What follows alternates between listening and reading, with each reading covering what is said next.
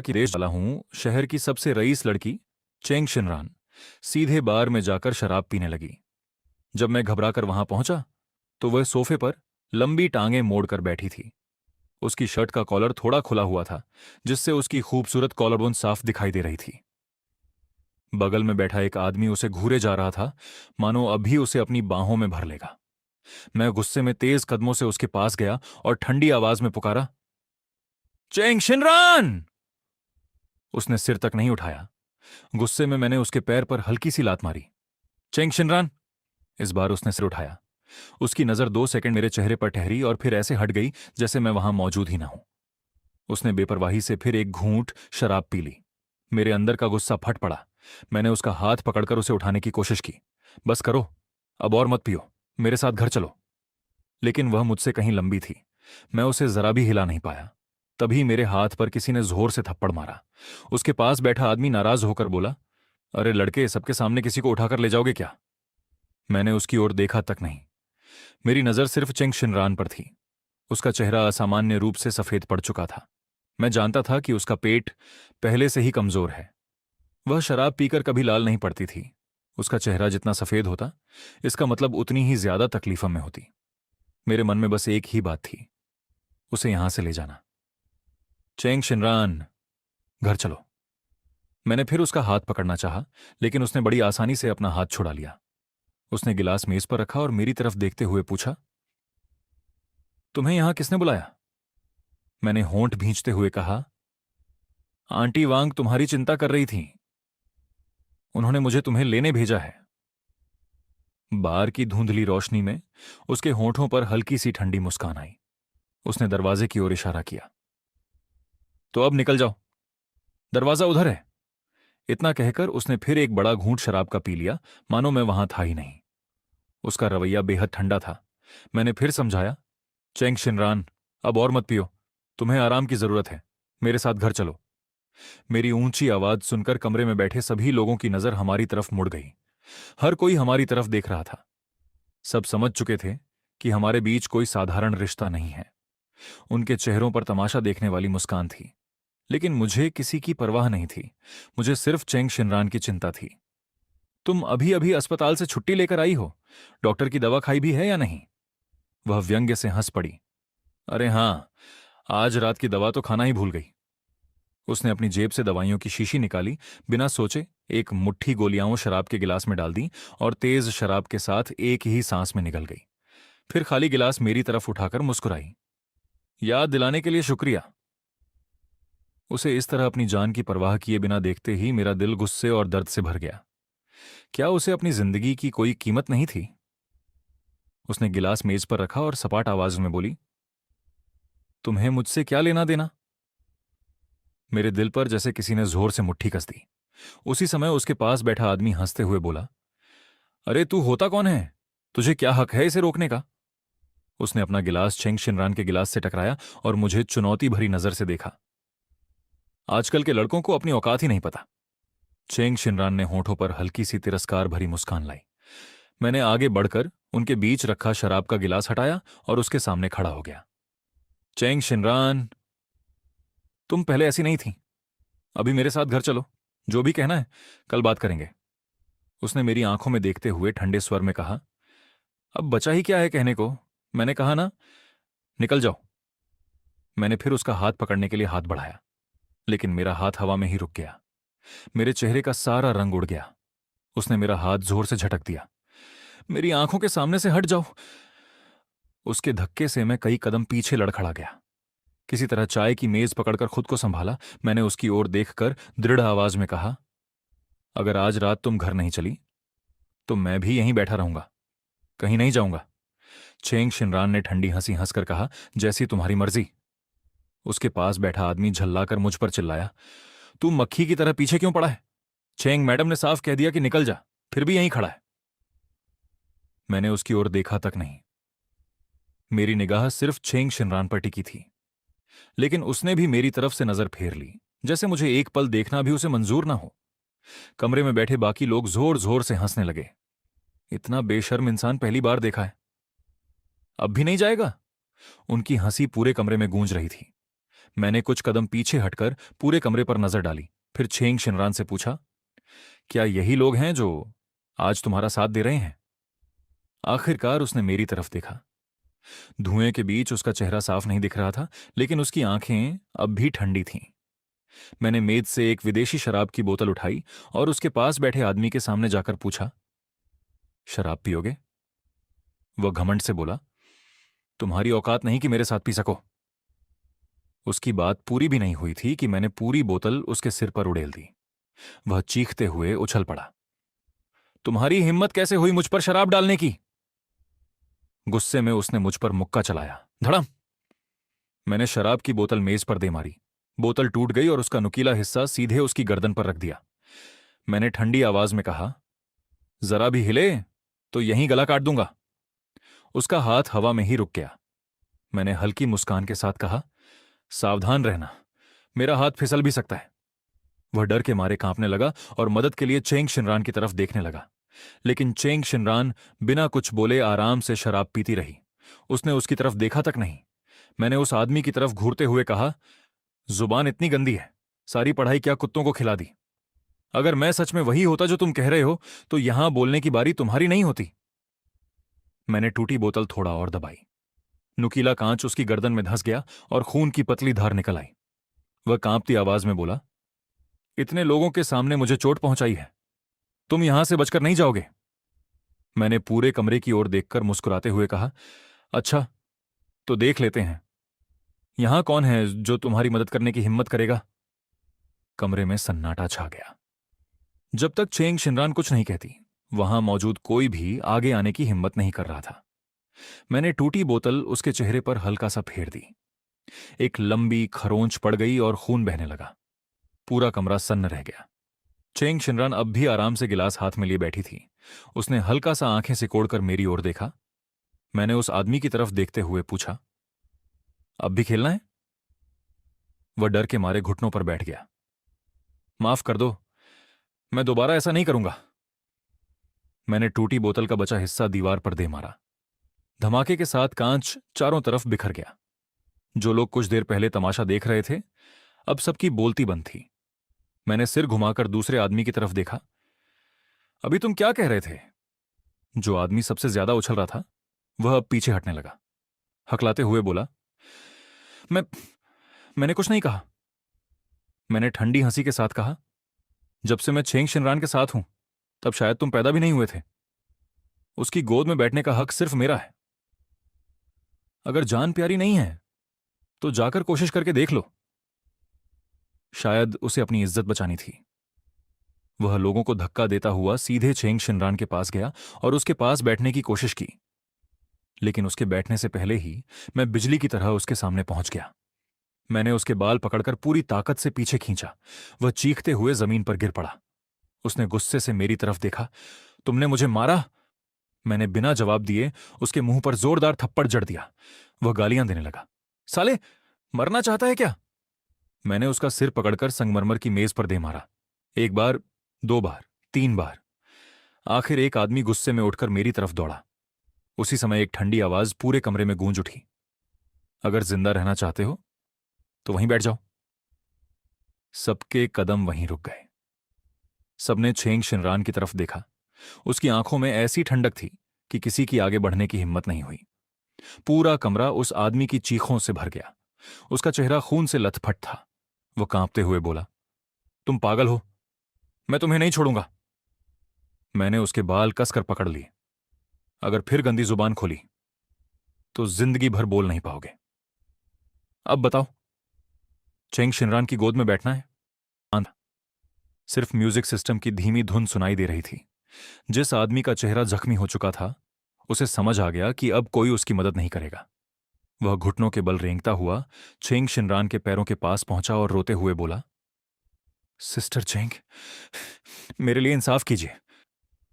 Cheng शिनरान अब तक चुपचाप सब कुछ देख रही थी, लेकिन जैसे ही उस आदमी का गंदा हाथ गलती से उसे छू गया, उसकी आंखें अचानक ठंडी हो गईं। श्याओहान, 120 पर फोन करो। इतना कहकर उसने घृणा से उस आदमी का हाथ अपने पैर से दूर हटा दिया। मैंने उसकी तरफ देखते हुए पूछा, अब क्या मैं तुम्हें घर ले जा सकता हूं? कमरे में मौजूद किसी की भी हिम्मत नहीं हुई कुछ कहने की। सबकी निगाहें छेंग शिनरान पर टिक गईं। श्याओहान ने सबको बाहर जाने के लिए कहा। कुछ ही पलों में कमरे के सभी लोग डर कर बाहर निकल गए। दरवाजा बंद हुआ तो कमरे में सिर्फ मैं और छेंग शिनरान रह गए। मैंने उसकी आंखों में देखते हुए फिर कहा, चलो घर चलते हैं। जिस पल से मैंने लड़ाई शुरू की थी, उसकी नजरें लगातार मुझ पर टिकी हुई थीं। उसने शांत स्वर में कहा, अगर तुम मुझे मना सके तो मैं तुम्हारे साथ चलूंगी। मैं हल्का सा मुस्कुराया। मना करूं?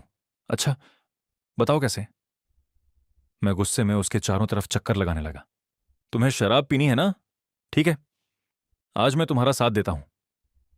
मैंने उसके हाथ से गिलास लिया और एक घूंट पी लिया। फिर उसके सामने झुककर उसकी कॉलर पकड़ ली और उसे अपनी तरफ खींच लिया। वो मेरी तरफ देखने लगी। मैंने जिद से कहा, अब चलोगी? उसने मेरा हाथ पकड़ने की कोशिश की, लेकिन मैंने तुरंत उसे पीछे धकेल दिया। मैंने चुनौती भरी नजरों से उसे देखा। अब क्या करोगी? उसकी आंखें गहरी होती चली गईं। उसने मेरे होंठों के किनारे लगी शराब की बूंद अपने अंगूठे से धीरे से पोंछ दी। मैं गुस्से में उससे दूर हटना चाहता था, लेकिन उसने मेरी कमर पकड़ ली और मुझे वापस अपनी तरफ खींच लिया। मैंने झुंझलाकर कहा, मुझे छोड़ो, मैं तुमसे बहुत नाराज हूं। उसने धीमी आवाज में कहा, मुझसे नाराज मत रहो। मैंने उसे धक्का देते हुए कहा, तुम दूसरे लोगों के साथ शराब पीते रहे और अब मेरे पास आ रहे हो। मुझे बिल्कुल अच्छा नहीं लगा। उसने मेरी तरफ देखा और धीमे स्वर में पूछा, तो बताओ, मैं क्या करूं? मेरे अंदर जमा सारा गुस्सा फूट पड़ा। अभी इसी वक्त माफी मांगो। मैंने उसकी तरफ उंगली उठाकर कहा, घुटनों के बल बैठकर माफी मांगो। उसने बिना एक पल सोचे जवाब दिया, ठीक है। वह धीरे से पीछे हटी और एक घुटने के बल जमीन पर बैठ गई। फर्श पर टूटे हुए कांच के टुकड़े बिखरे पड़े थे। घुटना टिकते ही उसके चेहरे पर हल्की सी पीड़ा उभरी, लेकिन अगले ही पल उसने मुस्कुराकर मेरी तरफ देखा। अब क्या तुम खुश हो? मैं अवाक रह गया। जो औरत कभी किसी के सामने सिर नहीं झुकाती थी, वह आज मेरे सामने घुटनों के बल बैठी थी। मैंने होंठ भींचते हुए कहा, माफी? उसने मेरी आंखों में देखकर कहा, मुझे माफ कर दो। क्या अब तुम मुझे माफ करोगे? मैंने जानबूझकर मुंह दूसरी तरफ फेर लिया। तुम्हें ठीक से माफी मांगनी भी नहीं आती? वो हल्के से मुस्कुराई। जिंदगी में मैंने सिर्फ तुम्हारे सामने ही अपनी गलती मानी है। मेरा गुस्सा धीरे धीरे कम होने लगा। उसी समय मेरी नजर उसके घुटनों पर पड़ी। टूटे हुए कांच के दो टुकड़े उसके घुटनों में धंसे हुए थे। मैं घबरा गया। अभी तक मुझे इसका एहसास ही नहीं हुआ था कि वह उन्हीं कांच के टुकड़ों पर घुटनों के बल बैठी थी। मैं तुरंत उसकी तरफ बढ़ा, लेकिन उसने मेरा हाथ पकड़ लिया। कुछ नहीं हुआ। उसने बेपरवाही से कांच के छोटे टुकड़े हटाए। मैं नाराज होकर बोला, नीचे कांच था, फिर भी तुम घुटनों के बल बैठ गए? तुम्हें दर्द नहीं हुआ? उसने मेरी तरफ देखकर मुस्कुराते हुए कहा, अगर इससे तुम्हारा गुस्सा कम हो जाए तो इतना दर्द कुछ भी नहीं। मैं कुछ पल तक चुप रहा। मेरा गुस्सा पूरी तरह गायब हो चुका था। मैंने धीरे से उसकी तरफ देखा। चलो अब घर चलते हैं। उसने मुस्कुराकर मेरा हाथ पकड़ लिया। चलो घर चलते हैं। मैंने सिर हिलाया, लेकिन जैसे ही उठने लगा उसने मुझे फिर अपनी तरफ खींच लिया। मैं झेंप गया और उसे घूरते हुए बोला, अब क्या हुआ? वह हल्की मुस्कान के साथ बोली, इतनी देर से तुम्हें मना रहा हूं, कम से कम एक बार मुस्कुरा तो दो। मेरे चेहरे पर अनजाने में मुस्कान आ गई। उसने राहत की सांस ली और मेरे बालों पर हाथ फेर दिया। कुछ देर बाद वह अचानक बाथरूम की तरफ बढ़ने लगी। मैंने हैरानी से पूछा, अब कहां जा रही हो? अभी तो घर चलना था। वह दरवाजे पर रुककर मेरी तरफ मुड़ी। उसके चेहरे पर शरारती मुस्कान थी। बस 2 मिनट, एक जरूरी काम है। मैंने मासूमियत से पूछा, ऐसा कौन सा काम जो घर जाकर नहीं हो सकता? उसने मेरी तरफ गहरी नजर से देखा, फिर मुस्कुराकर बोली, अगर तुम साथ अंदर आना चाहते हो तो शायद तुम्हें खुद ही जवाब मिल जाएगा। उसकी नजर का मतलब समझते ही मेरा चेहरा शर्म से लाल हो गया। मैं तुरंत दूसरी तरफ देखने लगा, जबकि वह हल्का सा हंसते हुए बाथरूम के अंदर चली गई। चेंग शिनरान! तभी मेरे पीछे से उसकी धीमी और मोहक हंसी सुनाई दी। मुझे लगा जैसे मेरा चेहरा आग की तरह तपने लगा हो। मैं झट से मुड़ा और झल्लाकर बोला, तुम जल्दी अंदर जाओ। लेकिन जैसे ही बाथरूम का दरवाजा बंद हुआ, अंदर बहते पानी की आवाज के साथ उसकी दबी हुई मगर उत्तेजित सांसों की आवाज भी सुनाई देने लगी। मैं एक पल में घबरा गया और शर्म से लाल होकर दूसरे वॉशरूम की तरफ भाग गया। आईने में अपना चेहरा देखा तो वह पूरी तरह लाल था। मेरी आंखें भी धुंधली सी लग रही थीं। मुझे सच में लगा कि मैं पागल हो जाऊंगा। करीब 40 मिनट बाद बाथरूम का दरवाजा खुला। छेंग शिनरान के होठों में एक पतली सी महिलाओं वाली सिगरेट दबी हुई थी। मैं तेजी से उसके पास गया और अगले ही पल उसके मुंह से सिगरेट छीन ली। मैंने तुम्हें धूम्रपान करने से मना नहीं किया था? शराब भी पी ली, अब सिगरेट भी पी रही हो? जो भी मना किया था सब कर लिया है ना? लेकिन मेरी झुंझलाहट देखकर वह उल्टा हल्का सा मुस्कुरा दी। उसने अपना हाथ मेरे गले के चारों ओर लपेटा, झुककर मेरे होठों के पास आई और बेहद धीमी, मोहक आवाज में बोली, एक काम अभी बाकी है। मैं तुरंत समझ गया कि उसका इशारा किस तरफ था। मेरा चेहरा और भी लाल हो गया। मैं मुड़कर वहां से जाना चाहता था, लेकिन उसने मेरी कमर पकड़कर मुझे वापस खींच लिया और सीधे दीवार से लगा दिया। करीब 10 मिनट बाद चेंग शिनरान पूरी तरह व्यवस्थित कपड़ों में मुझे अपनी बाहों में उठाकर बार से बाहर लेकर आई। इस पूरे झंझट में रात के 2 बज चुके थे, लेकिन जैसे ही हम कार में बैठे, कुछ देर पहले तक बेहद जोशीली दिख रही चेंग शिनरान पीछे की सीट पर सिर टिकाकर गहरी नींद में सो गई। उसकी आंखों के नीचे काले घेरे और चेहरा बेहद पीला लग रहा था। ड्राइवर श्याओ हान ने रियर व्यू मिरर से मेरी तरफ देखते हुए कहा, मिस्टर लियू, आपने खबरें तो देखी होंगी। मैडम चेंग पिछले कई दिनों से खुद को बहुत ज्यादा थका रही हैं। ठीक से खाना नहीं खा रही, न ही सो रही हैं। अगर ऐसा ही चलता रहा तो मुझे डर है कि वो खुद को पूरा बर्बाद कर देंगी। मैंने ठंडी आवाज में कहा, अगर ऐसा हुआ भी तो खुद की गलती होगी।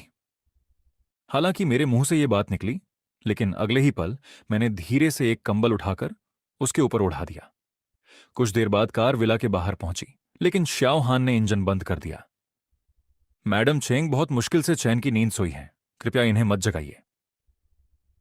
अगर आपको चिंता हो तो आप भी यहीं इनके साथ रुक सकते हैं।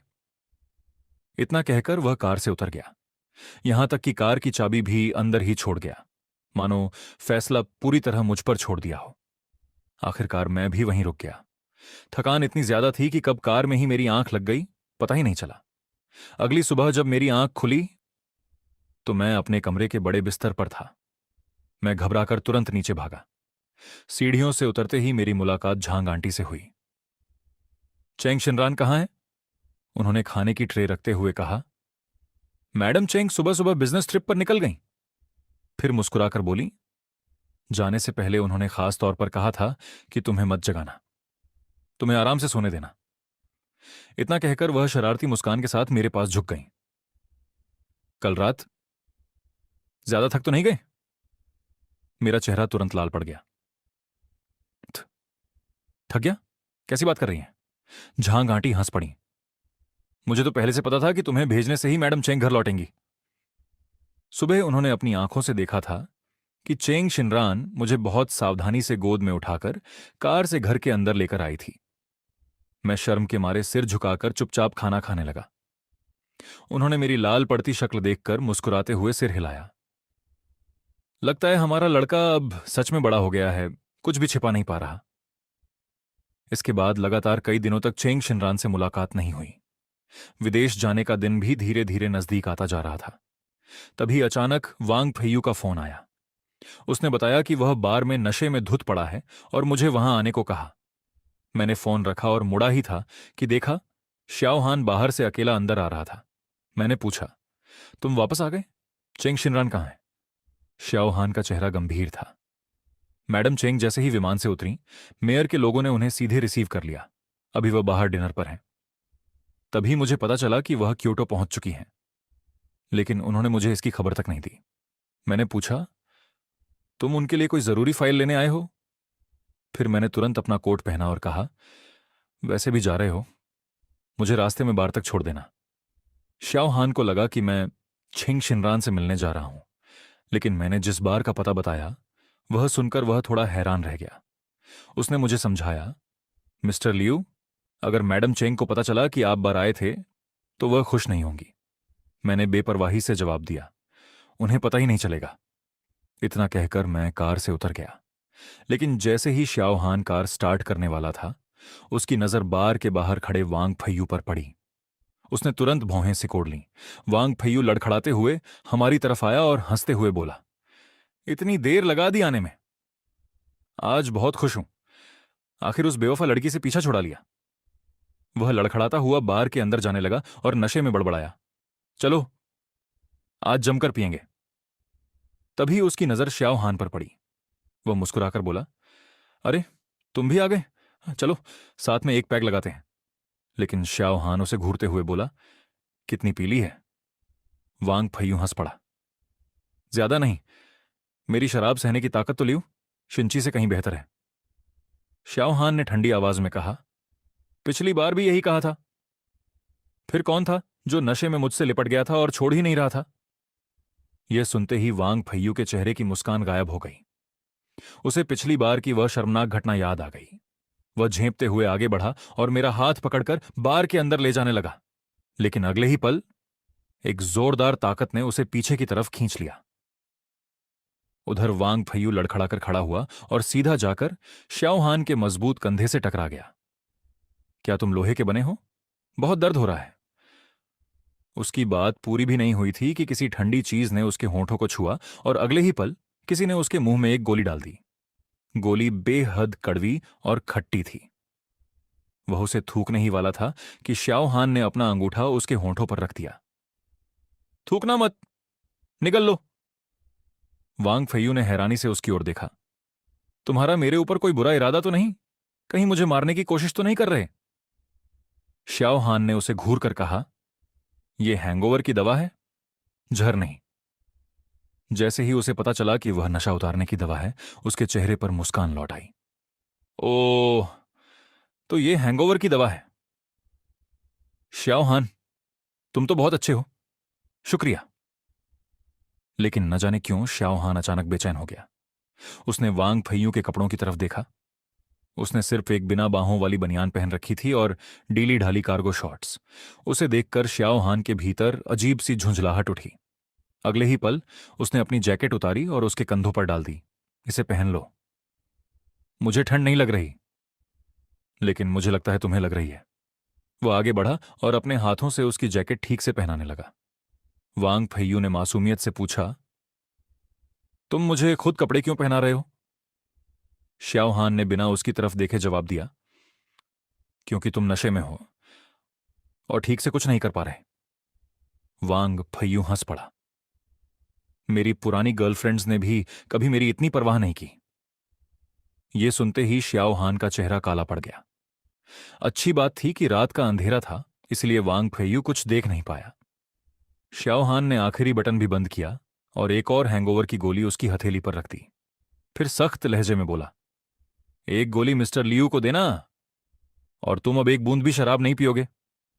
वांग फैयू समझ तो कुछ नहीं पाया, लेकिन न जाने क्यों उसे श्याओहान की आंखों से डर लगने लगा। वह जल्दी से मेरा हाथ पकड़कर बार के अंदर ले गया। चलते चलते उसने पीछे मुड़कर देखा। श्याओहान अब भी वहीं कार के सहारे खड़ा था। रात के अंधेरे में उसकी लंबी कदकाठी साफ नजर आ रही थी। वह सिर झुकाए सिगरेट पी रहा था। न जाने क्यों वह नजारा वांग फैयू के दिल को छू गया। वह बहुत अकेला और बहुत उदास लग रहा था। वांग फैयू ने तुरंत अपना सिर झटक दिया। अभी अभी ब्रेकअप हुआ है और मुझे तो चेंग शिनरान की ड्राइवर भी इतनी हैंडसम लगने लगी। हम दोनों बार के एक कोने में जाकर बैठ गए। जैसे ही शराब आई, मैंने आधी बोतल एक ही सांस में खत्म कर दी। वांग फैयू घबरा गया। अरे भाई, क्या कर रहे हो? इतने उदास क्यों हो? मैंने मेज पर झुककर लंबी सांस ली। समझ नहीं आ रहा, चेंग मैडम अब भी तुमसे नाराज हैं? मैंने धीरे से सिर हिलाया। जब से वो बिजनेस ट्रिप पर गई हैं, ना एक फोन ना एक मैसेज। कभी कभी मैं सच में उन्हें समझ नहीं पाता। जिद ऐसी कर रही हैं जैसे किसी छोटी बच्ची से उसकी पसंदीदा चीज छीन ली गई हो। पहले वाली समझदार और मजबूत चेंग शिनरान जैसी बिल्कुल नहीं रही। वांग फैयू ने हल्के नशे में पूछा, तो तुम क्या सोचते हो? किस बारे में? वह मुस्कुराया। नाटक मत करो। हर कोई देख सकता है कि वह कि वह तुम्हें जाने नहीं देना चाहती? वह तुम्हें छोड़ ही नहीं सकती। मैं चुप रहा। वांग फेयू अचानक मेरी तरफ झुकाया। कहीं ऐसा तो नहीं कि तुम भी चेंग शिनरान से प्यार करने लगे हो, इसीलिए विदेश जाने से पहले इतने बेचैन हो? मैंने कोई जवाब नहीं दिया, लेकिन मेरी खामोशी ही जवाब बन गई। वह अचानक उछल पड़ा। मैं समझ गया। वरना तुम अस्पताल में पूरी रात उसके पास क्यों रुकते? आधी रात को उसे लेने बार क्यों जाते? और उसे बार बार तुम्हारी गर्दन पर अपने निशान छोड़ने क्यों देते? पहले तुम विरोध करते थे, फिर आधा विरोध, और अब तो मान भी गए हो। बताओ, अब तुम दोनों किस मुकाम तक पहुंच चुके हो? मैंने गिलास में शराब घुमाते हुए धीमी आवाज में कहा, बस आखिरी कदम बाकी है। वांग फेयू जोर से बोला, तो फिर देर किस बात की? चेंग शिनरान की भी कमाल की सब्र है। मैं शर्म से लाल पड़ गया। तुम कैसी बातें कर रहे हो? वो बोला, कोई भी सामान्य इंसान इतनी दूर आने के बाद भी खुद को रोक नहीं पाता। मैंने धीरे से कहा, उन्होंने कहा है कि वह हमेशा मेरी मर्जी का सम्मान करेंगे। चुंबन से लेकर एक ही बिस्तर पर सोने तक मैं हर बार थोड़ा थोड़ा पीछे हटता गया हूं, लेकिन आखिरी सीमा, वही मेरी आखिरी हद है। वांग फेयू ने हैरानी से अपना मुंह ढक लिया। हे भगवान, वह सच में तुमसे बहुत प्यार करते हैं। मैंने हल्की मुस्कान के साथ सिर हिलाया। मुझे नहीं लगता यह प्यार है। शायद 12 साल से चली आ रही उनकी चाहत और मुझे खोने का डर है। वांग फेयू ने गंभीर होकर कहा, मत जाओ। तुम उन्हें छोड़ नहीं पा रहे, और वह भी तुम्हें खोना नहीं चाहते। फिर खुद को तकलीफें क्यों दे रहे हो? मैंने दूर देखते हुए हल्की मुस्कान दी।